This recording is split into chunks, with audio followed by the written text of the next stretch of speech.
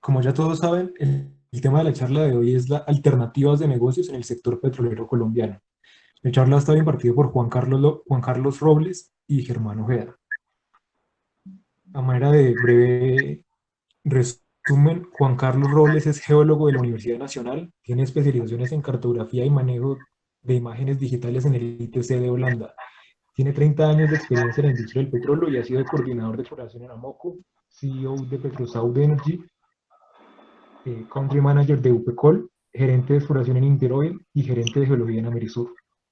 Durante su experiencia profesional ha evaluado oportunidades en todas las cuencas colombianas, participando en la definición de plays, nuevos negocios, desarrollo de estrategias exploratorias, entendimiento de sistemas petrolíferos, así como en la creación de empresas exitosas, no solo identificando las oportunidades, sino posicionando y expandiendo en el mercado. Actualmente es gerente técnico y de nuevos negocios en RC Energy. Por otro lado, Germán es geólogo de la Universidad Nacional de 1992, posee una maestría en geofísica aplicada de la Universidad de South Carolina en 1996 y un doctorado en geología de Germán. ¿Qué universidades que no entiendo en la biografía? La Universidad Internacional de la Florida. Ah, ok, disculpa. Del año 2000. Germán es geofísico de exploración y entre los años 2001 y 2003 trabajó como investigador postdoctoral y director asistente del Centro de Estudios Marinos de la Coastal Carolina University. Entre el 2004 y el 2007 trabajó como líder de proyectos en el ICP, el Instituto Colombiano del Petróleo en Piedecuesta. Entre el 2007 y 2010 fue líder técnico del área de negocios nacionales e internacionales de Ecopetrol. Entre 2010 y 2014, vicepresidente de G&G en el Fondo de Capital Privado de Hidrocarburos en Colombia. Y desde 2015 ha sido cofundador y gerente de Subsuelo 3D, una empresa de base tecnológica en geofísica. De nuevo, Germán y Juan Carlos, muchas gracias por aceptar la invitación y el espacio es todo suyo. Buenas tardes, buenas tardes. Buenas tardes a todos. Bueno, déjame entonces, Juan Carlos, yo comienzo. Bienvenidos colegas. Ya tenemos 23, 24 personas en el grupo. Confieso que fue muy grato recibir la invitación del capítulo de la Universidad Nacional. Al fin y al cabo, somos egresados de allá. Entonces, en cierta forma, nosotros fuimos ustedes hace unos años. Y hay una motivación cuando nos preguntaron el tema de la charla. Nos pareció que podríamos hablar de temas técnicos, estilos estructurales, técnicas físicas. Cualquier tema hubiéramos podido proponer. Pero nos pareció interesante este tema de los negocios petroleros por esta razón. Me imagino que ustedes, ¿quién no conoce un geólogo cuyo sueño es montar una empresa petrolera? De hecho, yo conozco muchos geólogos que siempre soñaban con decir, bueno, voy a crear yo mi propia empresa petrolera. Pero de ese universo de geólogos que quieren montar una empresa petrolera, una minoría apenas lo intenta, pero muy poquitos lo intentan, se lanzan al agua y hacen lo necesario para montar una empresa petrolera. Pero de esos poquitos que lo intentan, solo hay una minoría, unos muy poquitos que sí lo logran. Y entre esos que lo han logrado es nuestro colega Juan Carlos Robles, y por eso me pareció muy valioso que ustedes tuvieran la perspectiva de alguien como Juan Carlos, especialmente si están interesados en montar una empresa petrolera algún día. Entonces, hay un temario que está preparado para desarrollar. No es tan importante si al fin y al cabo nos quedamos cortos y no alcanzamos a tocar todo el temario. Lo más importante que ustedes podrían sacar hoy es poder entrar en la mente de Juan Carlos, de alguien como Juan Carlos, y entiendan, bueno, si yo algún día quiero montar una empresa petrolera, ¿cómo lo haría? ¿Cuál sería el primer paso? ¿Por dónde le entro yo a ese proceso? Entonces, valdría la pena que en el momento en que ustedes quieran interpelar con preguntas, lo hagan. Yo también voy a estar haciéndole preguntas a Juan Carlos a lo largo del camino. y espero que al final ustedes se respondan a ustedes mismos la pregunta de, oiga, ¿será que yo tengo la madera para montar una empresa petrolera algún día? ¿Bajo qué condiciones? ¿En qué sitio y en qué fecha? Esas son las preguntas que cada uno de ustedes se debería responder con esta charla. Entonces, bueno, Juan Carlos, adelante. Gracias, Germán, por tus palabras. También muchas gracias al capítulo de la Universidad Nacional de Colombia. Nuestros agradecimientos a Nicolás Tique, quien ha hecho posible esta reunión. Pues nosotros en general lo que vamos a hablar un poquitico en este diálogo, esto va a ser un diálogo, 6 puntos principales que el objetivo de nosotros realmente es como motivarlos y darles como cierta visión de lo que puede pasar cuando ya en la industria del petróleo de Colombia. Como primera medida queremos contextualizar sobre cuáles son los puntos claves que se utilizan hoy en día para trabajar en la industria petrolera. Después vamos a hablar cómo es que el negocio petrolero se está manejando en Colombia. Rápidamente hablaremos de cómo se estructura hoy en día un proyecto, sea el que sea, pues nosotros lo aplicamos a los temas petroleros. ¿Cuáles son los análisis económicos básicos que más se utilizan hoy? ¿Cómo se fondean las compañías? ¿Cómo consiguen los recursos? Eso lo vamos a ver pues, por medio de Germán con su participación. Bueno, ahora sí todos están viendo, qué pena con ustedes. Sí, Juan Carlos, se ve perfecto. Bueno, el índice ya se los estaba contando, esos 6 puntos son los que vamos a... Y pues vamos a ir dialogando sobre cada uno de estos temas. Lo primero que quisimos arrancar es con el tema de qué es un campo petrolero, cómo se clasifican, cómo pues hay diferentes criterios para clasificarlos. Desde el punto de vista geológico podemos tratarlo desde el punto de vista de reserva. Un campo petrolero pues es una región geográfica específica donde se producen hidrocarburos, uno o varios yacimientos. Esa es una definición más que todo comercial, porque geológicamente ya vienen a veces otras clasificaciones, otras definiciones, pero esa es la que usamos nosotros, donde hablamos de campos gigantes, campos medianos, campos pequeños.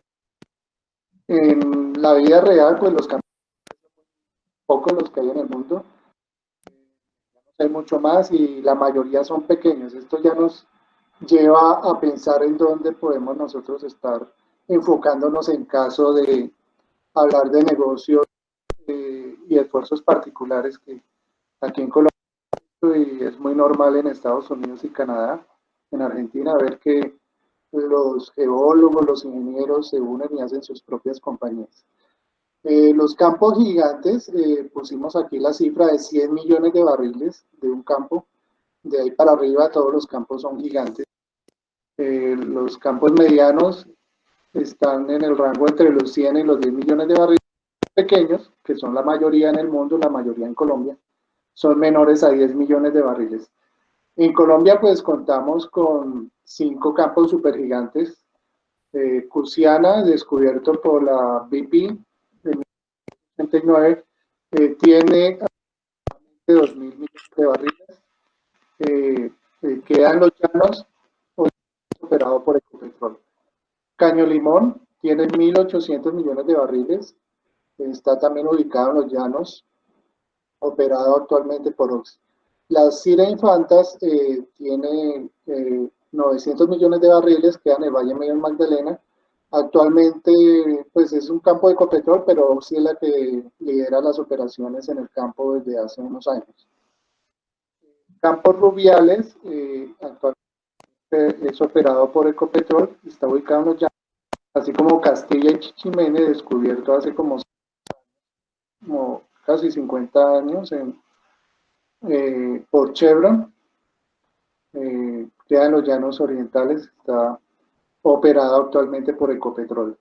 Estos son los sitios donde quedan los campos, como podemos ver, aquí está Cusiana en el Piedemonte de los llanos, así como Chichimene ya está en Forlán y de transición, y Rubiales, que es en pleno Forlán. En esta gráfica vemos dónde queda la Cira Infantas y dónde está Caño Limón. Bueno, eso era solamente para decirles pues la magnitud de los campos y cómo nos podemos enfocar en ellos. Bueno, Juan Carlos, voy a interrumpir y voy a hacer acá una pregunta.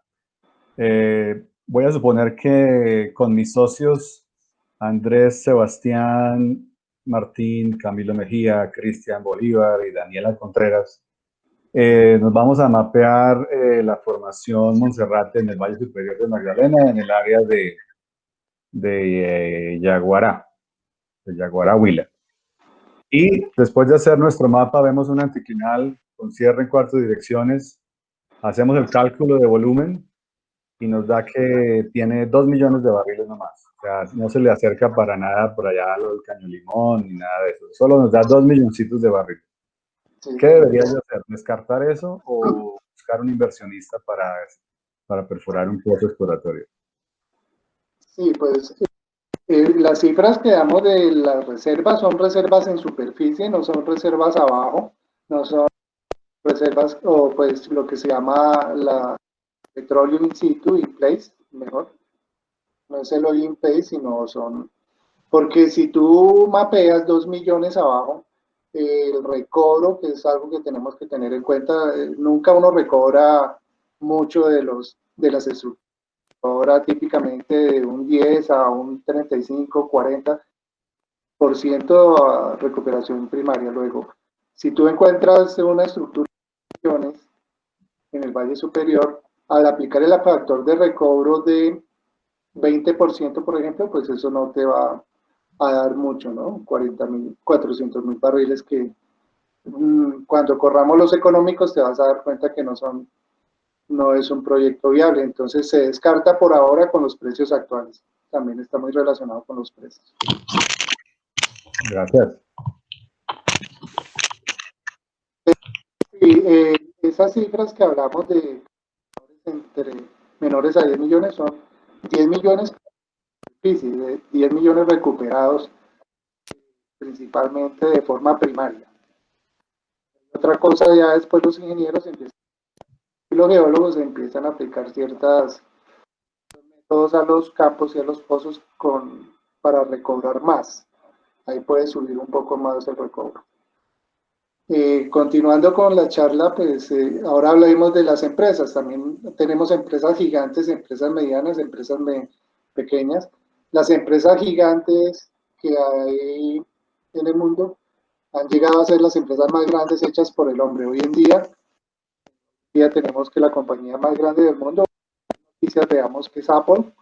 En estos días ha dicho Apple que ha llegado a ser la compañía más grande del mundo, sin embargo, la del mundo es más grande que Apple, que se llama Saudi. Eso lo veremos ahora. Las empresas también las podemos clasificar de diferente forma, entonces aquí lo que estamos diciendo es que las empresas que tengan producción diaria mayor a 500.000 barriles pueden ser consideradas como empresas gigantes. Empresas medianas entre 5.000 y 500.000 barriles. Y las empresas pequeñas son las que producen menos de 5.000 barriles diarios. Pues puede ser discutible, pero es la que le estamos presentando a ustedes porque pues, está relacionada con la... Hemos hecho esta lista de compañías para que veamos el tema de las compañías gigantes que producen más de 500 barriles diarios. Tenemos 20 que producen más de 2 millones actualmente, donde, como les decía, Saudi Aramco actualmente es la más grande, tiene 12 millones de barriles diarios de producción, imagínense. Sigue la rusa Gazprom, ExxonMobil ya es una compañía pues privada de los Estados Unidos con cientos de años de vida hecha por los Rockefeller, por John Rockefeller. Bueno, seguimos teniendo más compañías. Después llegamos a ver, por ejemplo, Pemex de Latinoamérica. Tenemos Pemex en el puesto 14 con Petrobras. Ellos producen 2 millones de barriles, un poquito más de 2 millones de barriles actualmente. En esta lista de 20 compañías, pues no está Ecopetrol. Ecopetrol está entre 500.000 y 600.000 barriles actualmente de producción. Tampoco vemos, por ejemplo, a PDVSA. PDVSA hasta hace poco hacía parte de esta cifra, estaba más o menos 10, como con 3 millones y medio de barriles. Ha desaparecido, ¿no? Eso ha desaparecido PDVSA. Otra cosa que también nos llama la atención de esta lista es que la mayoría de las compañías son estatales. Eso está pasando porque ha habido mucho de los gobiernos para este negocio y como, así como Saudi Aramco. Vimos estatal mixta, que parte de la compañía se ha privatizado. Más o menos la tercera parte de Saudi Aramco pertenece a dueños de Estados Unidos y de Inglaterra.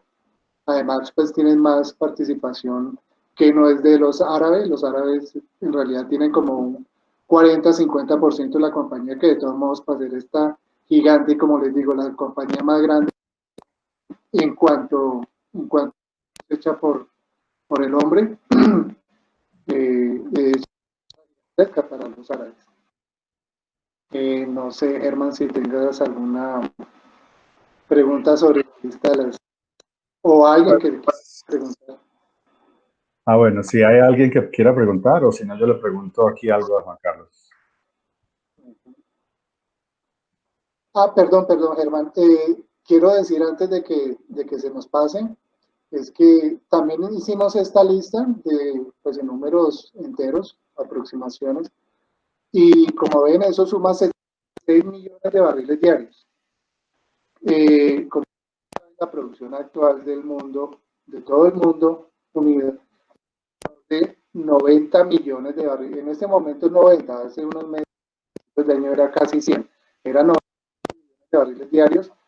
Si estas 20 compañías producen 76 millones, pues imagínense qué semejante desbalance que hay en cuanto a que solamente 20 compañías del mundo producen el 80% del petróleo hoy en día en el mundo. Bueno, Juan Carlos, voy a hacerte una pregunta. Supongamos que Daniela Contreras Aguirre, la geóloga Daniela Contreras, se acerca a nosotros diciendo que tiene un prospecto en los llanos orientales, por ejemplo, en el área de Manica, Sanare. Y en su modelo tiene un campo que va a producir no ningunos 12 millones ni 2 millones, sino solo 1.000 barriles al día. ¿Sí? Esta geóloga nos dice, le tengo un prospecto que va a producir 1.000 barriles al día en Manica, Sanare. ¿Qué hacemos? ¿La oímos o le decimos, no, eso no nos sirve porque ese tamañito de 1.000 barriles al día no me interesa? Sí, no, claro, si es una compañía pequeñita, 1.000 barriles es una muy buena producción diaria. Acordé que pues, el precio del petróleo hoy en día $45. Serían $45.000 que entrarían diario, y si es una compañía pequeña con una infraestructura pequeña, unos costos que no sean tan altos, sí funciona. 1.000 barriles no funciona para pues estas gigantescas, pues ellas sí no van detrás de esos. Pero para el negocio de Daniela que presentes sí puede funcionar. Ok, gracias, Juan Carlos. Ok. Hablemos también de otro tema interesante, de qué alternativas, qué oportunidades tenemos para trabajar en la industria, o que van a tener ustedes como próximos a graduarse en la industria, es trabajar o en el sector de las operadoras. Sí, esas son las compañías operadoras, compañías de servicios. Una compañía operadora es una compañía que consigue contratos en una zona específica de un país, donde adquiere los derechos oficiales a partir de contratos con ese país para explorar, producir. Y bueno, las operadoras grandes como esas que pusimos ahí, ExxonMobil, Shell, Chevron y Ecopetrol, generalmente están involucradas en más, no solo nosotros, que es explorar y producir, sino también se meten en el transporte, se meten en la refinación, se meten mucho también en la petrolera, donde sacan productos más elaborados del petróleo, y también en la distribución de esos productos en el comercio, ¿no? A través de las bombas de gasolina y eso. Entonces las operadoras son compañías que, pero la definición básica son las que tienen los derechos de explorar y producir en un país. Estas compañías, una de las características que tienen es que deben tener una financiación muy buena, tener muy buen capital. Las actividades que hay que hacer, pues ahí son actividades costosas que son de por gente de las equipos especializados de geólogos, ingenieros y profesionales, que son los que planean y definen las estrategias de las compañías. Eh, Antes, hace 40, 50 años, las operadoras eran compañías que eran dueñas también de los, de los equipos de perforación, de mucha infraestructura de máquinas que necesitaba para sacar el petróleo. Con los años, en los últimos 40 años, 30 años, las compañías han ido dejando de ser dueñas de todo eso para dedicarse a alquilar. Alquilan los compañías de servicios.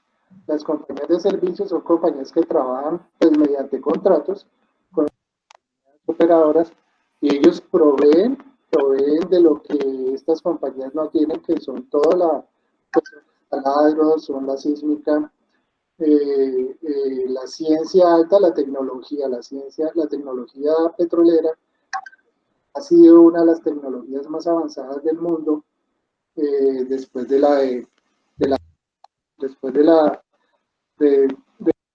para matar, la tecnología del petróleo ha sido una de las más avanzadas del mundo. Estas tecnologías residen hoy en día, sobre todo en compañías de servicios tales que la compañía de servicios más grande del mundo, la compañía de servicios petroleros más grande del mundo, o Halliburton, que también es gigante, es de Francia, pero pues tiene actividades en todo el mundo. Halliburton es de Estados Unidos, también es gigante, provee servicios y soporte en muchas cosas. Esta empresa que pusimos aquí es la compañía más grande actualmente en taladro de perforación para offshore, ¿no? Baker Hughes también es de los Estados Unidos y también provee muchos. Entonces, ahí vamos viendo también, estamos hablando del tamaño de los campos, de dónde vamos entrando, y también si vamos a meternos en hacer competencia de operadoras, como una operadora pequeña, o vamos a dar un servicio que sea importante para las operadoras pues en el caso de nosotros los geólogos serían servicios en interpretación geológica, puede ser, o en hacer geología, hacer mapas geológicos. Ahí poco a poco irán viendo los servicios que, que uno puede pensar para una compañía. Entonces es muy clave, es en el petróleo o están las operadoras o están las compañías de servicio. Otro punto que es técnico y que queremos mostrar en esta presentación es cuál es la forma actual en que se hace, cuál es el método de explorar hoy en día en petróleo. Esto es para explorar. Para explorar, pues cuando estamos en una cuenca y la cuenca pues tiene todos los sistemas petrolíferos, cumple con todas las condiciones donde pensemos que puede haber petróleo porque están los sistemas. Entonces, primero que nada tenemos que ver los plays. Los plays, que en español es algo así como los mecanismos petroleros, a veces lo traducen como sistemas, es básicamente una propuesta que hacemos sobre un geológicos y geoquímicos que nos permiten proponer la acumulación de petróleo. Un play es, por ejemplo, un anticlinal. Uno tiene una cuenca, busca dónde están los anticlinales, están en un piedemonte. Entonces uno empieza a dibujar todos esos plays y cuando geología que tengamos a la mano y uno hace como zonas, zonas donde está ese play. Y eso para hacer 20, 30 plays, pero que primero nos tenemos que con cuál es el play, cuál es la donde aparecen esos plays dentro de la cuenca o dentro del bloque que yo estoy trabajando. Eso va a terminar en unos sitios que aparentemente son estructuras que pueden funcionar. Entonces, el primer paso le decimos lead, le decimos indicio, le decimos, es un indicativo, es como una seña de que ahí puede haber una exitosa, ¿no? La empezamos a trabajar, sin embargo, necesitamos integrar nueva información. Si somos capaces de conseguir nueva información, geofísica, geoquímica, y convencemos a los jefes o a los inversionistas de que esa es una estructura perforable. Si es una estructura perforable, entonces ya lo denominamos prospecto, lo que puede llegar a ser un futuro campo, ¿no? Eso es el orden, en este orden.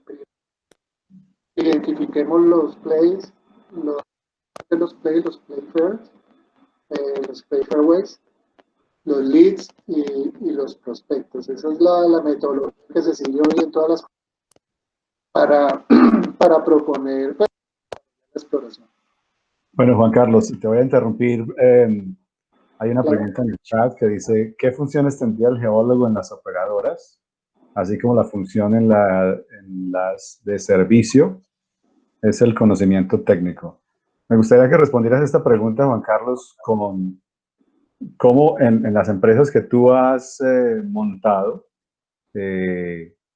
¿cómo se ha aplicado el conocimiento geológico? Por ejemplo, el caso de UPECOL o alguna de las otras empresas de las que has sido fundador. ¿Cómo has aplicado esto del play y del prospecto? ¿Cómo llega uno a convertir en realidad toda esta teoría que estamos presentando? En el caso tuyo personal, de tu experiencia. Sí, hablando de las operadoras, en la fase exploratoria, pues uno de geólogo es el encargado de entregarle a la compañía los prospectos. Esto es lo que espera toda compañía o todo que esté en el terreno de las operaciones, de que los geólogos que le digamos cuál es el prospecto. Pues los prospectos tienen un montón de características como el riesgo geológico, el riesgo comercial, eh, pues ahí todo eso pues ustedes lo conocen muy bien, pero esto básicamente nosotros en exploración trabajamos es por el prospecto.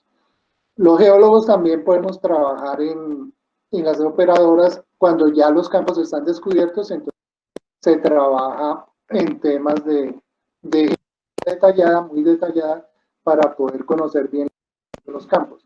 Esto de los campos y de las estructuras, pues va a tener una incertidumbre siempre. Siempre hay cambios, siempre toca estar haciendo revaluaciones de los tamaños de los campos, y ese trabajo detallado de los campos, de la geología ya de los campos descubiertos, hace parte de los geólogos de desarrollo y geólogos de yacimientos. Entonces esas son las actividades que hacemos los geólogos en los operadores. En las de servicio, los geólogos, por tener, los geólogos generalmente tienen un alto input científico y técnico, entonces colaboran con las operadoras para mejorar la visualización de los prospectos y de la geología y de los modelos geológicos que se hagan. Todo lo que hoy en día se trabaja digamos, es muy importante porque hoy en día toda la interpretación de la geofísica se hace a partir de softwares de diferentes tipos.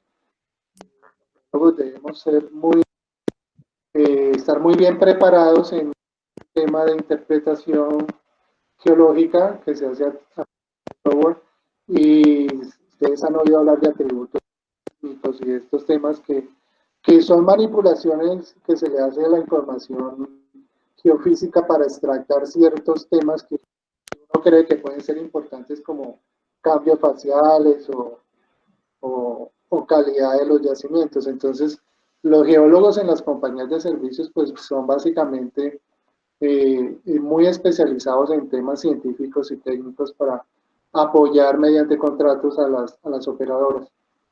Espero pues que eso haya sido Gracias, Juan Carlos. la pregunta. Ok, bueno, hasta aquí pues esto era en general como un contexto para ver cómo nos podemos ir ubicando. La administración en Colombia pues depende El gobierno colombiano, a partir del Ministerio de Minas y Energía, nosotros, como en muchos países, tenemos el principio de que el subsuelo es de la nación, un principio que yo creo que viene por allá de Francia y es extendido en muchos países. La mayoría de los países del mundo tienen este concepto de que el subsuelo pertenece a la nación, por lo tanto, todas las riquezas de petróleo y minerales deben ser manejadas por el gobierno, aquí a través del Ministerio de Minas, quien por una resolución del 2000, por un decreto del 2003, del 15 de junio del 2003, crea la Agencia Nacional de Hidrocarburos. La ANH se crea hace 17 años y es la encargada de administrar y entregar los bloques y hacerle seguimiento a los bloques de exploración y producción que tienen las compañías en Colombia, que tienen las operadoras en Colombia.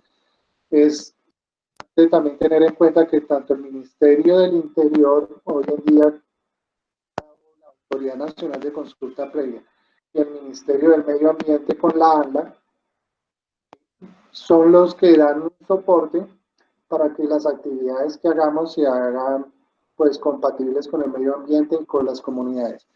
Entonces la operadora pues tiene contacto directo con la NH, le responde la NH, los contratos se firman con la NH y el Servicio Geológico Colombiano a través de una ley del 2011 es la encargada de dar el soporte técnico pues de la información que no tenga la operadora. Ellos tienen un banco de información, son los que manejan todos los núcleos de perforación. Esa información geológica hoy en día se hace a través del Servicio Geológico Colombiano. Aquí tenemos la operadora, entonces es la posición de la operadora. Y como le digo, las compañías de servicio, como decíamos antes, las compañías de servicio lo que hacen es apoyar a la operadora. ¿Listo? La pregunta, pues, ustedes más o menos se la saben, pero creo que la veamos así gráficamente, donde lo importante de Colombia es relacionarse con la Agencia Nacional de Hidrocarburos. Bueno, ahora sí la estructuración de los proyectos. ¿Cómo hacemos hoy en día un proyecto para que sea atractivo para los inversionistas y que sea un proyecto viable físicamente? Entonces, pues primero ante nada, pues debemos tener una idea muy clara, muy bien sustentada, que pensemos que puede funcionar. Puede ser una idea, en el caso de las operadoras de la exploración, es la idea, como ha dicho varias veces Germán ha hablado de que yo puedo tener la idea de tener un prospecto en el Valle Superior, entonces esa es mi idea. Esa idea pues ya la tengo que centralizar más y la tengo que detallar y tengo que ponerla en un alcance en cuanto a volúmenes, si es que estoy hablando de un prospecto, tengo que saber cuál es el volumen, la profundidad, la formación en la que está, qué tengo que hacer para llevar ese proyecto, si es el caso del proyecto, pues llevarlo a la realidad, poderlo cuánto dinero necesito más o menos y pues todos esos detalles es lo que se llama el alcance. Esto, pues este orden es lo que hoy en día más se usa en las compañías petroleras y en los negocios para que los jefes y los inversionistas entiendan. Como tercer punto, importantísimo en cualquier proyecto que hagamos, que ustedes emprenden, está en contar con un sólido que se complemente con los socios. En la experiencia que yo he tenido, la mayoría de los proyectos fallan es por este lado, bien porque los socios después no se entienden o porque las cosas no están claras, entonces salen peleando, las compañías se dañan. Entonces, es muy importante con quién vamos a trabajar, ese punto, y le tiene que quedar muy claro y uno lo tiene que poner por escrito al interesado en invertir o al interesado en que se haga este proyecto, uno le tiene que decir quiénes son, qué baja y tener geólogos que tenemos tal experiencia, que hemos hecho cursos, eso es muy importante para que haya una confianza dentro de los inversionistas, haya una credibilidad y el equipo y el proyecto funcione mejor. Obvio, pues un cronograma es un punto pues importante porque ahí es donde se va a ver cómo se va a desarrollar el proyecto en el tiempo, cuándo se va a empezar a hacer dinero, y eso tiene que quedar todo en un cronograma. Tenemos que hacer unos análisis económicos, pues los geólogos generalmente involucrados en los análisis económicos porque todo parte de los volúmenes o la facturación que vamos a hacer, entonces nosotros tenemos involucrados. En la época mía, cuando estudié en la Universidad Nacional de Geología, nosotros teníamos una materia de economía petrolera. Espero pues que todavía la tengan porque realmente este tema debemos de tratarlo de dominar muy bien, sin ser economistas, ni ingenieros, ni administradores, ni nada. Tenemos que entender muy bien lo que se usan en los análisis económicos. Finalmente, propuesta de cuánto dinero se necesita, cómo se debe poner, y cuánto se puede recoger, todo pues en proyecto. Viene la propuesta del fondeo a través de inversionistas. Estos 6 puntos son los que más debemos tener en cuenta hoy en día para hacer un proyecto de cualquier tipo, ¿no? Juan Carlos, quiero interrumpir en lo anterior. Primero para un mensaje y es el punto 3 que hacía énfasis el colega Juan Carlos Robles, y es los socios y el equipo de trabajo. Y es que en nuestra experiencia, gran parte del éxito o fracaso que ustedes tengan, no solo en proyectos petroleros, sino en realidad en cada actividad de la vida, depende en gran medida de la clase de gente con la que ustedes decidieron rodearse. Entonces, la escogencia de socios y equipo de trabajo es fundamental. Pero tengo una pregunta para Juan Carlos. Supongamos que todos aquí salimos entusiasmados, los 28 que estamos acá, y a las 4:30 de la tarde queremos dar el primer paso para montar una empresa petrolera. Entonces ya sabemos o entendimos que lo podemos hacer alrededor de un proyecto que está aquí diseñado. Pero ¿qué es lo primero que yo tengo que salir a hacer ahorita a las 4:30 de la tarde para comenzar en el montaje de mi empresa petrolera? No, pues primero que uno hace es estructurar el proyecto, es desarrollar esta guía completa y por escrito para mi proyecto. Eso es lo primero, tener una organización tal de que la idea debe ser debatida entre los amigos que van a crear el proyecto. Si la idea les parece, tienen que detallarla y tienen que decir. Eso es lo primero. Eso es lo Pero primero. entonces voy un paso antes. ¿Dónde me consigo yo el proyecto? ¿Voy y lo compro en algún lado o le llamo a un amigo? ¿Dónde comienza esto en el proyecto? No, esto empieza de nosotros, esto viene de nosotros, de los geólogos. Nosotros tenemos la idea de que vamos a encontrar esmeraldas allí por Zipaquirá o que vamos a encontrar carbón en tal sitio. Pues en el caso de nosotros que nos reúne es el tema petrolero, ¿no? Entonces, ¿dónde puede haber o dónde puedo hacer y puedo desarrollar o alguna técnica importante que les compañías? Eso es lo que tengo que una idea muy buena, una idea muy clara, pues uno realmente no sabe si son ideas buenas o malas, a uno le parecen buenas todas las ideas, pero al intercambiar ese tema con algún amigo, con algún colega o con alguien en la industria, se va viendo si la idea es buena o es mala. Esto pues es un tema o sea, aunque uno sea bueno técnicamente geológico, pues no le sale la actual, doctor, y de sale la idea. Es algo que tiene uno que estar pensando y pensando, y eso sale de pronto, pues si uno está haciendo el ejercicio de afanarse por un negocio que pueda sacar adelante. Gracias, Juan Carlos. Sobre el análisis económico, se hacen pues esto lo hacen generalmente administradores, gente que maneja estos temas, pero nosotros tenemos que ser muy conscientes de todo esto. Esto se hace, generalmente hoy se hace en unas hojas de Excel y se ponen estos puntos principales. Si es el caso del proyecto de un prospecto, yo tengo que ver cuál es mi producción. Es decir, el ejemplo que Germán tenía debe tener un contrato donde hay unas regalías y unas prestaciones del Estado, y eso lo tengo que quitar. A los 1000 barriles le voy a quitar el 8%, le voy a quitar por participación, y voy a terminar con 700 barriles. Esa es la producción neta que, si la multiplico por el precio del crudo, este tema del precio del crudo, pues es otra variable de demasiada incertidumbre hoy en día. Esto está incluido en cualquier análisis económico, pues, de tema de operadoras. Entonces, yo me puedo guiar con los análisis nacionales de Londres, de Nueva York, de Calgary o de donde sea. Y casi todo el mundo se descacha. Y como el descache de este año, que nadie se le ocurrió que con una pandemia el precio iba a llegar a cero en los días estos de finales de marzo.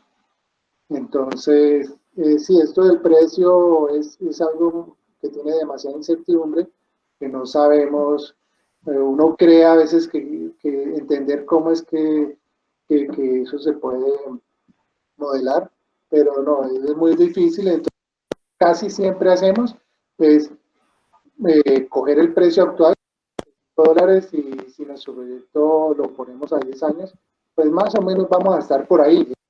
Pues la técnica ahora es tomar el precio actual, verlo.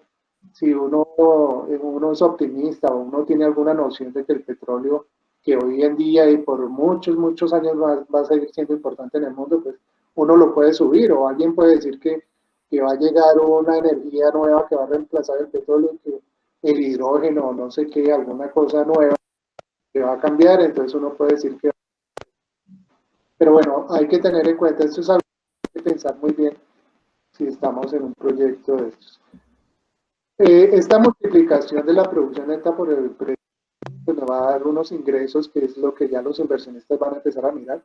Ellos lo que les importa es, o a uno lo que le debe importar es mostrar más que los temas técnicos, es la parte comercial. Vamos a obtener un dinero por ese negocio al cual le tenemos que restar todos los costos que estén involucrados en la producción y las que uno tenga de donde se esté manejando el proyecto. Estos costos de producción, pues al quitar esos, pues vamos a tener ya lo que es el ingreso neto, ya es el ingreso de negocio, que pues antes de impuestos es una cifra muy importante, ¿no? El EBITDA neto, o como se llame, es una cifra que quieren ver los economistas para el proyecto. Tenemos que tener en cuenta también en la tabla que estamos haciendo cuánta plata vamos a necesitar, cuánta geología, cuánto nos va a campo si es que la necesitamos, cuánto nos va a valer una geoquímica y cuánto valen los pozos. Eso es un tema que tenemos en cuenta en nuestra hoja de cálculos. Los impuestos que pues a que dé lugar por el país en donde estemos, aquí en Colombia aproximadamente 3%, y margen final y otros índices como el valor presente neto, la tasa interna de retorno, porque pues al fin y al cabo a las compañías y a los inversionistas lo que les importa es yo cuánta plata tengo que poner en su proyecto, cuándo me va a devolver, cuándo voy a rescatar esa plata y cuánto me va a producir. Entonces, estos índices que pues, deben estar ustedes familiarizados con esos que van a mirar los inversionistas, los que manejan ya la parte financiera del proyecto, si el proyecto vale la pena o no. Bueno, voy a interrumpir aquí nuevamente, Juan Carlos. Entonces hemos entendido, creo, que todo comienza con una idea geológica, la convierto eso en un prospecto técnico y luego le pongo números, que es esta última primera. Hasta ahí me parece que ha quedado muy claro. Pero yo creo que queremos oír ahora tu experiencia personal. ¿Cómo? Cuéntanos de UPECOL o de, yo no sé, o una experiencia de éxito o de fracaso cuando has comenzado a montar una empresa a partir de un proyecto y te fue muy bien o te fue muy mal. Algo ya, una experiencia propia de Juan Carlos Rojas. No, bueno, de todos modos, cuando uno está ensayando hacer proyectos y todo eso, la mayoría de los ensayos fracasan. Los ensayos no sirven Sino que lo que pasa es que eso no se conocen, no se conoce mucho en la comunidad, no salen por noticias y todo eso, entonces la gente, pues no, uno no sabe qué tanto ha fracasado una persona que de pronto ha tenido éxito en algunos campos. Yo le contaba a Germán, pues preparando esta charla, que digamos en el tema de a Colombia en 1998 empezamos a trabajar en los llanos, en cada uno había que hacer un pozo. Eh, esto eran unos inversionistas independientes, como es muy normal en Estados Unidos. Texas, la gente independiente se mete en estos negocios, arma sus empresas, hace sus proyectos acá adelante. Entonces ellos con esa misma mentalidad llegaron aquí a Colombia y nos pusimos pues se sacaron los contratos en esa época con Ecopetrol. Se hizo el primer pozo y fue un pozo seco. Y el segundo pozo, pues yo pues tuve el privilegio de la fase de manejar la compañía aquí en Colombia como con 5 o 6 personas. Hicimos el segundo pozo y el segundo pozo nos dio solamente 5 pies en la formación C5 y como unos 10 12 pies en la formación C7. Eso pues cuando yo pasé, cuando hicimos el pozo y pasé la información a Texas, a los dueños, ellos no les pareció que eso fuera importante y me dieron la orden de el proyecto y ya se acababa la compañía. Sin embargo, yo tuve la fortuna y el gusto también de contar con un geólogo que había trabajado en Pereico, una compañía que estaba en la zona, y que cuando él vio los registros, él estuvo en el campo todo el tiempo como geólogo del pozo, él vio después los registros y él dijo, sí, eso sí es un campo que vale la pena. Sin embargo, hubo una demora de días porque pues los inversionistas no querían seguir gastando plata en tubería de revestimiento, en cañoneo y todo lo que llamamos completamiento. Ellos no querían seguir en eso, no, querían ahorrarse más o menos unos $200,000 que era el casing y las pruebas, todo eso.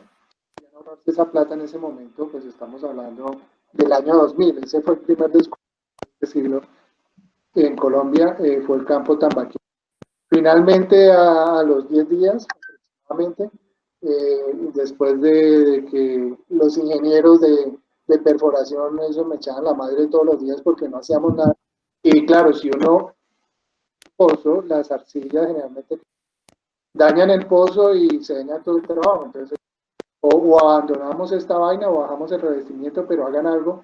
Y finalmente, pues sí, ellos accedieron, obtuvimos, los inversionistas dieron pues estuvieron de acuerdo en que se completara y encontramos 800 barriles en el año 2000, que el precio no estaba muy bueno, estaba aproximadamente alrededor de los $20, pero eso no sirvió para que la compañía se fortaleciera. Después fuimos con esa plata, pues la compañía subsistió aquí en Colombia, sobrevivió. Fuimos a Puerto Gaitán, hicimos el descubrimiento de Caracara, que hoy en día es uno de los campos, pues para millones de barriles, es un campo de los gigantes en la clasificación que hablamos aquí. Fue comprado en el año 2008. En este año CEPSA compra el campo, pues los campos del bloque. Y pues es de las historias exitosas que hemos tenido aquí con un grupo con las incluso no teníamos ni oficina ni nada.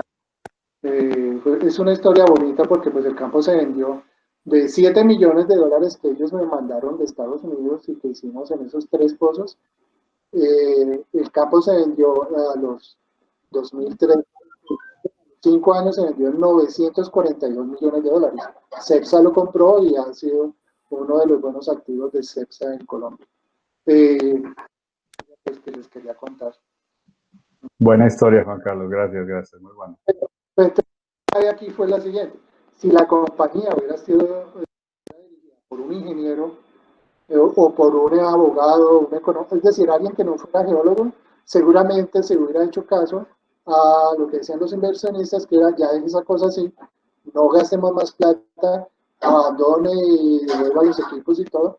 Nunca hubiera existido si no hubiera geólogo. Bueno, pues yo estaba ahí, pero ese es el los geólogos. Los geólogos somos persistentes, somos obstinados, enamoramos de la idea de una idea geológica y insistimos hasta que funcione.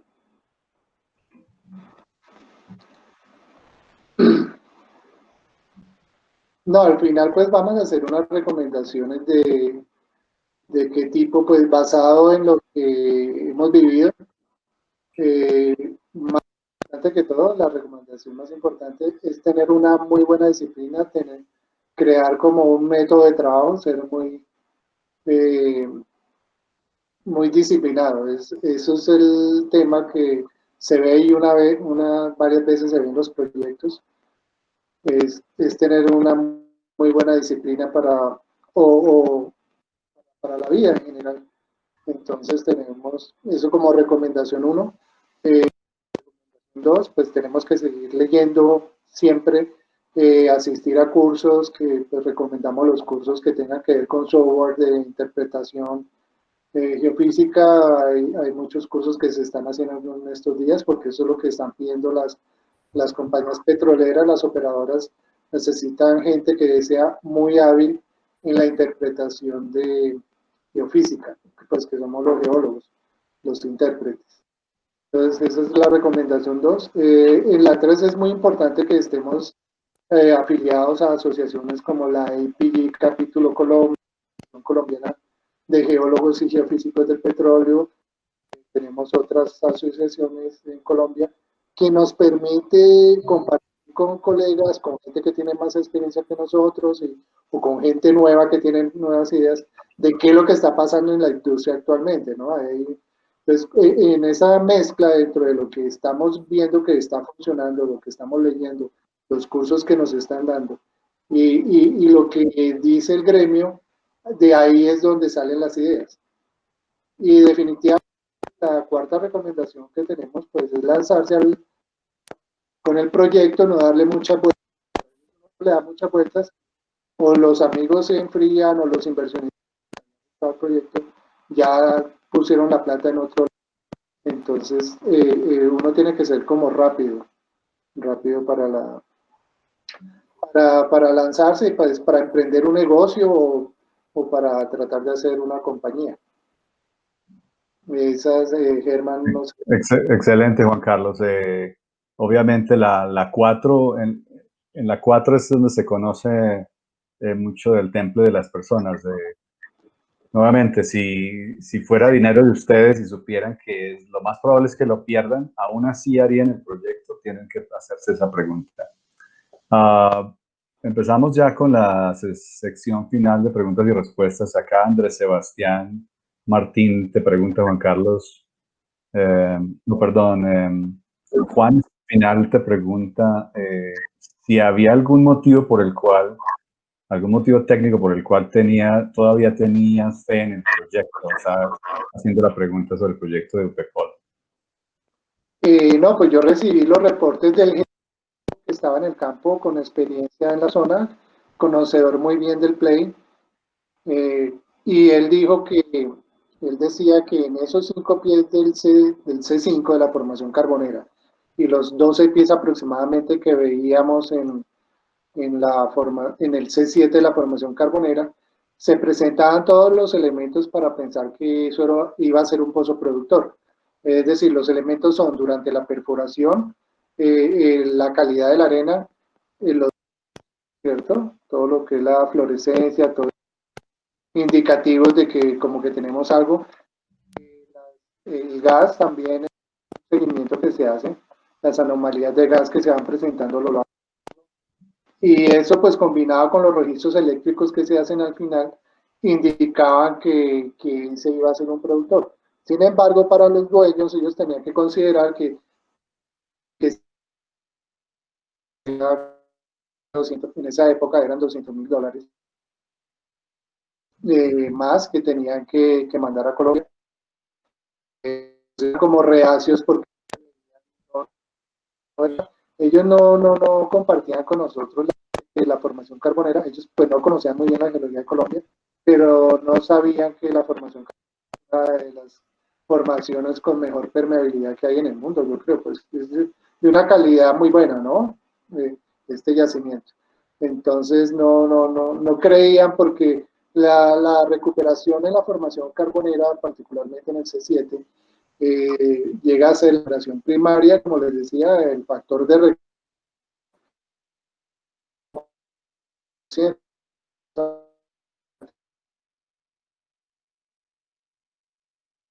que se ha hecho bien de acuerdo a lo que habíamos planeado, pues yo insistí en que hiciéramos el esfuerzo. Es una combinación de factores técnicos, pues también hay un reto interno querer descubrir algo y poquito, pero pues tener experiencia.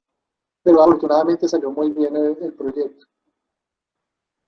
Muy interesante, Juan Carlos. Yo agregaría que ahí ustedes, los geólogos de ese proyecto, tuvieron también una característica que tiende a ser común en la industria del petróleo y es que dadas las dos posibilidades de estar sesgado hacia el pesimismo o estar sesgado hacia el optimismo, el alma del geólogo tiene que estar sesgada hacia el optimismo. Yo pienso que de manera casi que obligatoria. Una de las penas más grandes que le puede dar a un geólogo es que uno haya pasado por un área y no haya encontrado el petróleo y llegue otro y sí lo encuentre.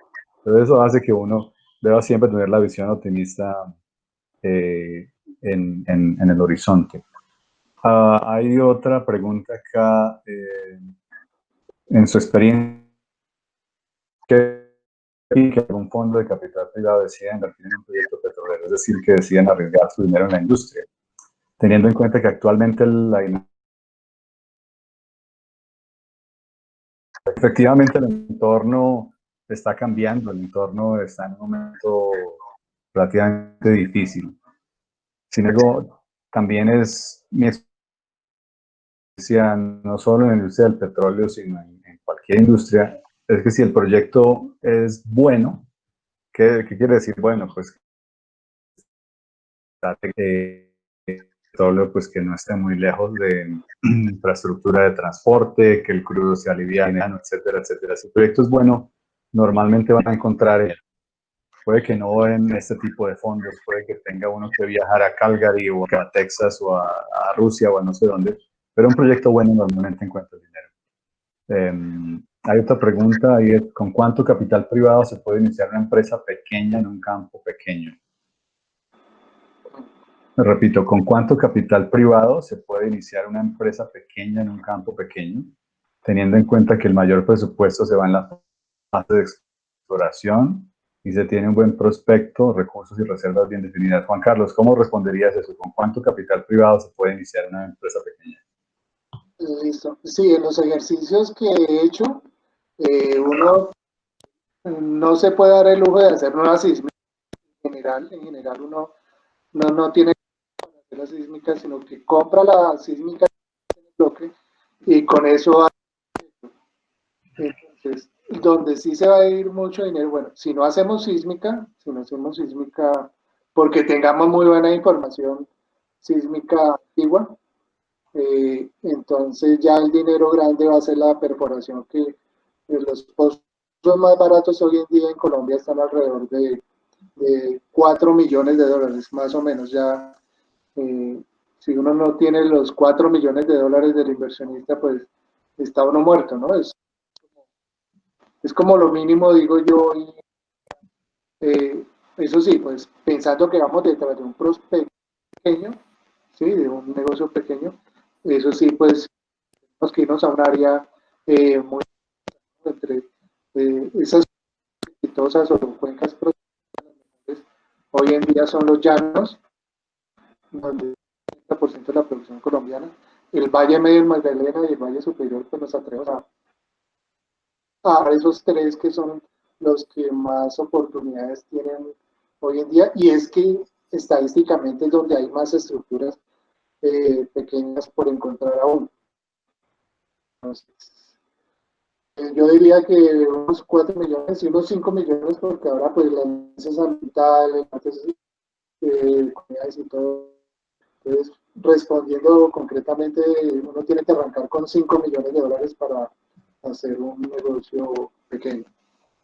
Y yo agregaría que en el tamaño promedio de las inversiones que hacíamos en el fondo de hidrocarburos era de ese orden, de 5 millones de dólares, porque con 5 millones se viabilizaba o una sísmica 3D o el primer pozo. Entonces, estoy de acuerdo. Para el caso de los llanos, 5 millones de dólares era, bueno, hace 5 años era un monto suficiente. Hay una última pregunta que viene de Nicolás Tique y es, desde su experiencia, ¿qué nivel de estrés se maneja al momento de tomar decisiones cruciales? A ver, Juan Carlos, eh, ¿cuántas canas te has sacado de los proyectos? No, eso sí, de pronto lo que es la exploración es el negocio más estresante que hay porque eh, uno pues tiene que ser consciente de todo ese montón de dinero que se está metiendo en cada día de perforación. ¿Sí? Uno hace la cuenta de cuánto se está gastando cada día, que son $200,000, sí, pues 1.000 millones de pesos. Uno dice, uy, wow, estoy pues a cargo de, estamos a cargo, porque eso siempre es en grupo, de un que está gastando mucho dinero. Entonces siempre va el tira y encoge entre los que quieren hacer las más económicas, ellos son los encargados de precios a los proyectos de perforación, pero eso a veces atenta contra ciertas cosas que uno quiere como geólogo, que es tomar mayor información, ir más despacio para hacer una apropiada evaluación de las arenas que están saliendo, ¿cierto? Si tenemos shows y no. Cuando van muy rápido las brocas, y a ellos les conviene ir rápido, a ellos les conviene bajar el precio el costo a los pozos y a veces no le hacen caso a uno. Entonces, uno vive internamente estresado cuando está perforando, porque eso se día y noche. Se trabaja día y noche, uno no. Cuando uno tiene un grado de responsabilidad desde el punto de vista se duerme muy poco. Decisiones que toca tomar de la carrera, como side tracks, muchas ocasiones en perforación que son de mucho estrés. Eso sí, pues se tienen que preparar, estar muy bien para sobrellevar todos estos estrés que trae la industria. Nicolás, son las 4:17. Queda una pregunta adicional por responder. ¿O quieres que cortemos? Claro que sí, Germán, tenemos tiempo. Bueno, la pregunta es, ¿los costos de exploración y explotación en la industria petrolera no podrán subir en un futuro cercano, paréntesis, y por ende bajar la actitud y rentabilidad de la industria, en vista de que actualmente el mercado está inundado de barriles de petróleo extraídos de yacimientos no convencionales, muchas veces a costos? O sea, resumiendo, la pregunta es, ¿qué va a pasar con los costos de EIP en el futuro cercano? ¿Cómo lo ves tú, Juan Carlos? No, pues si trato de entender bien la pregunta y el énfasis es en que hay mucho petróleo en el mundo. Yo no creo porque la necesidad de energía que tiene el mundo, y tengamos en cuenta que los países que más son pues Norteamérica y Canadá y los países europeos con China, más están gastando energía, pero asimismo países que vienen empujando mucho, por ejemplo la India está despertando, la India tiene, es decir, solamente el país de la India tiene más población que toda América Unida, si ustedes hacen esa cuenta. India es un país que está ahorita saliendo a flote por su tecnología, y entonces van a necesitar mucha energía. En la India, esos 1.400 millones de habitantes que tiene, casi como la China, van a requerir mucha energía. Lo mismo los asiáticos que están avanzando mucho, van a necesitar mucha energía. Latinoamérica también necesita mucha energía. No creo no veo actualmente, pues la necesidad de petróleo diaria está entre 80 y 90 millones de barriles, para producir como unos 100 millones fácilmente, sí, en este momento sí es cierto, pero es que estamos por una situación pues muy particular en que los negocios han bajado mucho su consumo de energía, pero volvamos a reactivar. Cuando se reactive el mundo, esto va a volver a estar en equilibrio y el petróleo siempre se va a necesitar. Es cierto, si el petróleo vale muy poquito, si el precio del petróleo es muy bajo, pues no va a haber inversiones. Los inversionistas no se van a poner a gastar unas actividades muy costosas para obtener muy poquita ganancia, eso sí es cierto. Pero pues tenemos de todos modos los países, las compañías nacionales, las estatales, que no tienen el objetivo no es solo hacer plata, sino tienen objetivos como de darle energía a su país. Es el caso, por ejemplo, de la compañía de la Ecopetrol de la India, que se llama ONGC. Es una compañía que está por fuera, pues ONGC es la compañía estatal de la India. Ellos por fuera están haciendo muchos esfuerzos ahora, lo que las compañías chinas están por fuera de China, están buscando por los países. Yo no preveo que sea tan grande como que acá de sopetón y para hacer. No va a haber necesidad del petróleo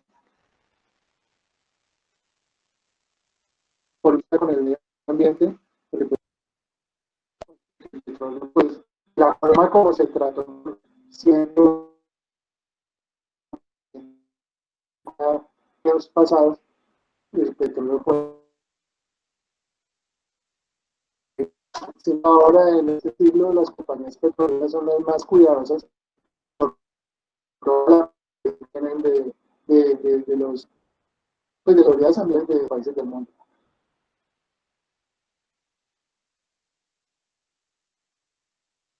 y las zonas.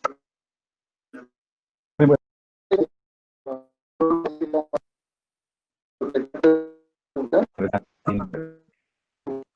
Hola, Juan Carlos. No, sí, señor, esa era la pregunta. Muchas gracias. Bueno, yo hago una pregunta en nombre de los 24 asistentes, Juan Carlos.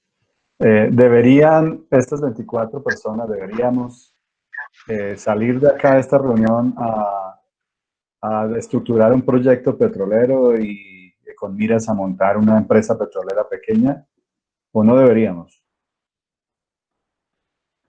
Pues el espíritu es ese, ¿no? Salir uno con el ánimo de pensar dónde voy a buscar dentro de las tres cuencas que recomendamos, las cuencas más sí debe tener eso en mente. Sin embargo, en este momento, la Agencia Nacional de Hidrocarburos, desde hace varios años, ha cerrado las puertas a crear compañías nuevas. Eh, Más o menos en 2012, la NH volvió a tener la política que tuvo Ecopetrol de solamente aceptar compañías con experiencia, con mucho, pues, con un capital muy alto para invertir, compañías grandes con reservas, compañías pues tradicionales de petróleo, de las medianas a las grandes. Y en este momento tenemos cerrado, pues ustedes se fijan que compañías de colombianos casi no hay. Es diferente a lo que pasa en Estados Unidos, en Argentina, en Canadá, que somos latinoamericanos, pues hay una cantidad de argentinos que tienen sus propias compañías. Ellos hacen tanto de operadoras como en servicios. Pero eso es porque sí les permite ir y sacar para explorar una área. En Colombia hicimos ese ensayo exitosamente en el momento de la creación de la NH en el 2003 y más o menos en 2012, como yo les digo. Aquí se crearon no menos de 20 grupos colombianos, casi todos colombianos, algunos con inversión extranjera, pero la mayoría geólogos colombianos con compañías colombianas de ingeniería o de hacer carreteras o algo, pues el dinero salía de varios sitios. Y eso fue un experimento muy importante Sin embargo, estuvimos de malas, es que el petróleo estuvo a precios muy altos en el 2007 y después siguió alto porque pues llegó a $150 y después quedó en $100 hasta ahora, hasta el 2014 prácticamente. Entonces, ese apetito por el negocio petrolero hizo que llegaran compañías medianas y compraran todos estos negocios pequeñitos, ¿no? Que también, pues uno a veces piensa en eso. Yo arranco un negocio, soy exitoso y me va a comprar y ahí está mi ganancia. Entonces, actualmente no ha habido, actualmente no es claro, entonces desafortunadamente. No quiero tampoco que se estrellen, salgan y se inventen un prospecto allí en los llanos esta noche y mañana vayan a sacar el contrato de la NH y la NH no les va a permitir eso. Tenemos que hacer a partir de las asociaciones, esa es la recomendación que hago, y de los contactos que tengamos con la gente de la Agencia Nacional de Hidrocarburos, es darles, pues, y hacer que le abran una oportunidad a los esfuerzos colombianos. Y eso es muy importante y tenemos que hacer. Y una vez se abra esa ventana, que casi se abre con el anterior director, no sé si ustedes oyeron de la Liga B, hablaba de la Liga B, era algo que nos iba a dar oportunidad. Llega el nuevo director ahorita en la pandemia en marzo, a mitad de marzo y él ya quitó ese proyecto de abrirle el chance a grupos pequeños de participar en la industria petrolera, pues a veces son algunos prejuicios que hay contra los pequeños, es en mi consideración, es una falta de conciencia colombianos porque no nos permiten ser compañías operadoras, pero también hay presión de las compañías grandes, porque las compañías que hay en Colombia que actualmente tendrán contrato unas 40 compañías aproximadamente con la NH, ellas se encargan de ir a la NH y decir, no, si dejamos entrar a esos pequeñitos se nos van a meter en todas las zonas que nosotros estudiamos con tanto esfuerzo y con tanto dinero, y de la noche a la mañana llega un colombiano y me quita una idea que de pronto. Entonces, hay intereses, puede ser que haya unos intereses de las compañías que ya tienen su a la NH no deje entrar a los colombianos, pues a los grupos me refiero, y pues, todo eso se puede, más alguna estrategia fea que tuvo el actual director cuando era director antes, con grupos colombianos que resultaron metidos en cosas raras, pues por lo de los dineros, eso pues, le creó muchos problemas a la NH, pero esos fueron dos casos, un caso particular, nosotros teníamos 20 grupos pequeñitos que 10 por lo menos salieron adelante y les fue muy bien porque fueron comprados por compañías importantes. Bueno, Luis Felipe Fajardo tiene dos preguntas. ¿Consideran que en Colombia aún existe mucho petróleo por descubrir? Pregunta. Y además, ¿cuáles creen que son los retos actuales de la industria petrolera en Colombia? ¿Y cómo podemos los jóvenes profesionales aportar? En cuanto al potencial que tiene Colombia, la NH ha hecho estudios recientes en donde hablan de un potencial importante. Colombia en reservas tiene un poquito menos de 2.000 reservas probadas ahorita y calculadas se tiene un poquitico por debajo de los 2.000 millones de barriles. Hay un estudio que hizo la NH que sacó el año pasado que se llama Jet to Find, el petróleo que está disponible todavía por encontrar. Pues estos son pues, estudios que se hacen con la mejor información posible. Ellos hablan de 6.000 millones de barriles para encontrar en Colombia, es decir, 3 veces lo que tenemos en reservas. Sin embargo, yo particularmente creo que tenemos potencial. Lo que pasa es que puede que uno tenga un sueño de lógica, pero si uno no puede soporte geofísico con sísmica o con sísmica, pues no los puedo llevar del Jet to Find, de estos trabajos que ha hecho la NH en los últimos 2 años para conocer el potencial colombiano, pero en este momento es aproximadamente de 6.000 millones de barriles. Cuento que trabajando en el Putumayo, que toda la cuenca de Cagaguán Putumayo es parecida a la cuenca de Oriente en Ecuador. La cuenca de Oriente en Ecuador tiene en este momento 500.000 barriles de producción diaria, mientras que nosotros en Colombia, con la misma área y siendo las mismas características geológicas, pues no idénticas, pero se comparten los mismos sistemas petrolíferos y prácticamente estamos hablando de la misma cuenca. Si Ecuador produce hoy 500.000 barriles, hay al otro lado de la frontera, y literalmente porque es al otro lado de la frontera donde Ecuador saca barriles diarios hoy. Nosotros en la cuenca de Caguán, Putumayo, tenemos una aproximada de 30.000 barriles. Tenemos un potencial muy grande de producir más petróleo en nuestro lado, no cuenca Caguán, Putumayo. Sin embargo, ahí viene la pregunta de los retos. ¿Cuáles son los mayores retos que tiene Colombia? Pues los mayores retos es la imagen ambiental mala que tiene la industria, que hace que las autoridades locales y regionales, pues desde el punto de vista ambiental, sean muy estrictas con las actividades petroleras.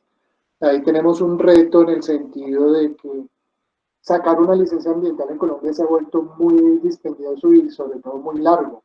El proceso es muy largo, y eso hace que un inversionista que tiene para invertir, pero uno le tiene que decir que, es que no me sale, ya no puedo hacer la prueba, no, y se años, 3 años en sacar una licencia ambiental, pues los inversionistas o las se aburren y desisten y no hacen el proyecto nunca.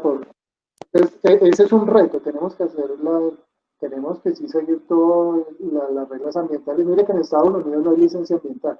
Allá lo que pasa es que si uno llega a embarrarlo ambientalmente, si hace una contaminación o algo, eso sí le cae, todo el mundo lo demanda y uno queda súper quebrado. Allá no hay licencia, pero pero los que trabajan allá en Estados Unidos son muy cuidadosos en sus prácticas petroleras para no ir a echar ni una gotica de aceite en un río ni nada, porque las demandas le caen y los abogados pues quieren la compañía que orienta algún problema ambiental. No sé qué hacer en Colombia, pues en un tiempo pues se aligeró las licencias ambientales, pues, grande. Otro reto muy grande que tiene que ver con la imagen de la industria tan mala dentro de la gente en general, dentro del país en general, es que la gente automáticamente está en contra de los proyectos en cualquier sitio. Uno pues está hablando de hacer un pozo común y corriente en cualquier sitio que llegue y siempre va a salir una persona pues relativamente desinformada con esto de que no están de acuerdo con el Franklin. Ellos le dicen el Franklin, ustedes vienen a hacer Franklin, van a acabar con nosotros. Entonces, el reto es manejar las comunidades, ser capaces de darles una muy buena información a las comunidades, transparentes. Cuando uno es una compañía pequeña, aparentemente puede ser más transparente con las comunidades, que los alcances que va a tener el proyecto en su zona, y cuánta gente puede ser empleada, que van a tomar. Entonces, las comunidades, el manejo acertado es un reto. Eso es un reto que pues necesita gente especializada, sociólogos, arqueólogos, gente especializada en el manejo de gente y la parte ambiental. Eh, perdón, la tercera pregunta, ¿cuál era, Germán? Dice que ¿cómo pueden los jóvenes profesionales aportar a los retos de la industria? No, pues los jóvenes son precisamente, si uno se identifica de los jóvenes, de la que está empezando un negocio, es de donde salen las mejores ideas. La mayoría de los casos, pues hay excepciones, pero muchos casos de ideas exitosas de la gente joven que está en las universidades, que está expuesta a cierta problemática y sale con una idea que antes de pronto se pensó, pero no la implementaron.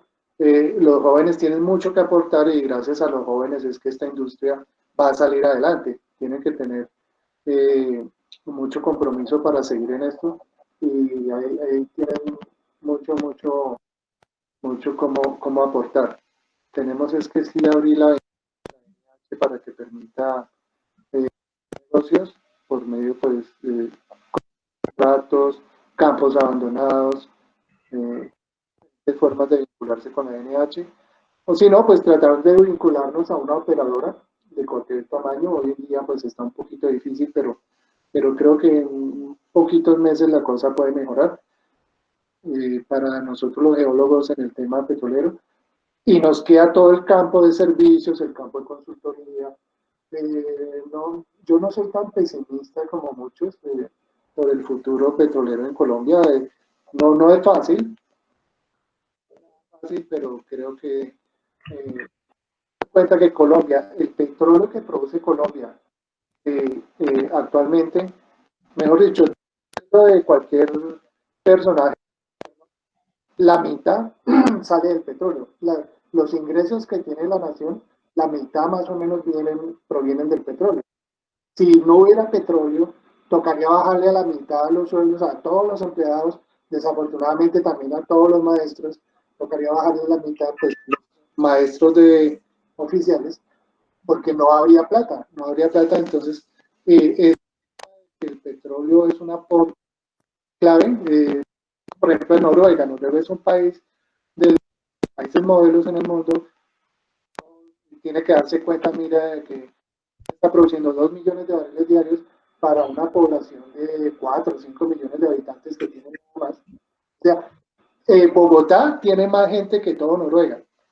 Y el país de Noruega tiene una compañía estatal, que es Equinor, la compañía de los noruegos. Ellos tienen 2 millones, un poquito más de 2 millones de producción diaria, y esa plata inteligentemente ellos la usan para tener medicina gratis, educación gratis para los noruegos y un montón de facilidades y auxilios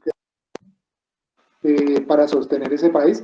Mucha del petróleo la están gastando en energías nuevas, que de todos modos sí tenemos que seguir pensando en nuevas, pero pues nosotros como geólogos meternos en temas de turbinas eólicas, eso pues es más difícil. Tenemos es que empujar por el lado de nosotros, que es la importancia que tiene el petróleo. Aprovechemos esa riqueza que tiene Colombia, no la dejemos escondida, no la guardemos, no nos olvidemos de ella, porque fíjense, hablo de Noruega. Noruega tiene, ellos no se van a poner a decir que no van a seguir con el petróleo no, ellos son muy conscientes de que gracias a Noruega tiene el nivel de vida que tiene hoy, que es uno de los más altos del mundo. Bueno, falta solo una pregunta por responder, Nicolás. ¿Respondemos o terminamos acá? Sí, claro, Germán, última pregunta. Bueno, es la de Felipe Ariza, que es, ¿qué cualidades les parecen importantes a la hora de contratar a un geólogo recién egresado en el área de exploración?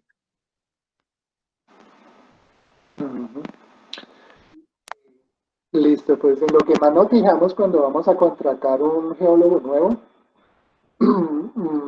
pues primero pues debe tener una buena formación académica, pero a veces lo más clave es la forma de ser.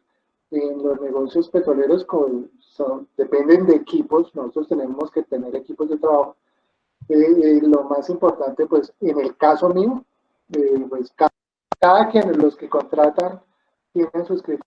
En el caso mío, yo me fijo mucho en capacidad tiene la persona de interactuar como equipo. Hay geólogos que son muy inteligentes que no nunca en equipo porque les dice que no, que la falla va para el otro lado y mejor dicho hay un problema más en la compañía. No, uno tiene que tratar de trabajar muy bien en equipo.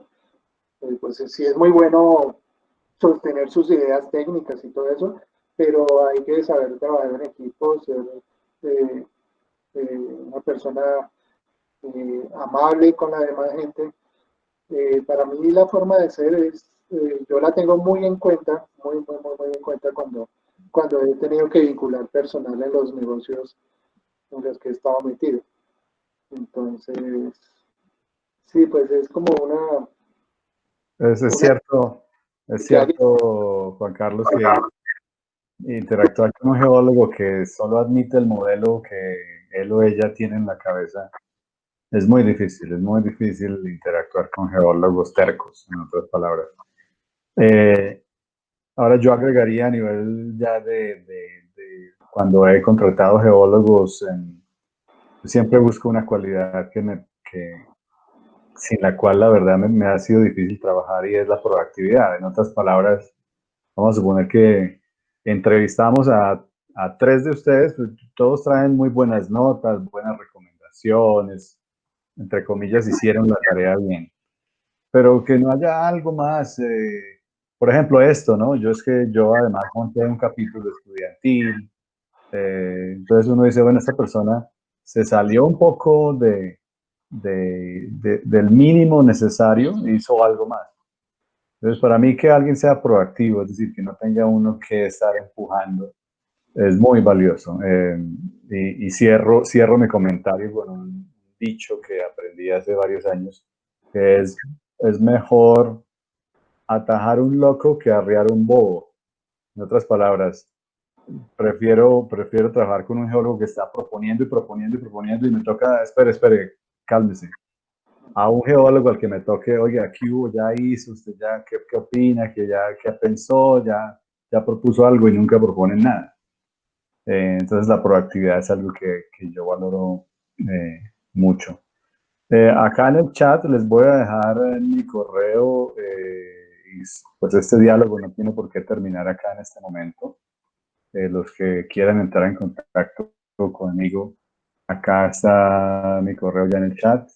Juan Carlos, no sé si tú Sí, también. permites. Ah, bueno.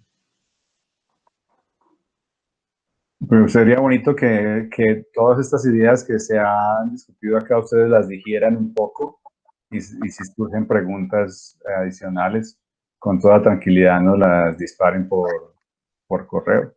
Y me despido. Muchas gracias a ustedes por la invitación. Nicolás particularmente coordinó, nos invitó, preparó todas las cosas y al menos yo estuve muy contento, así que muchas gracias y me despido. Muchísimas gracias, hermano Juan Carlos. Fue una charla muy enriquecedora. Gracias por su tiempo. Mucho gusto, muchas gracias. Chao. Chao, Juan Carlos.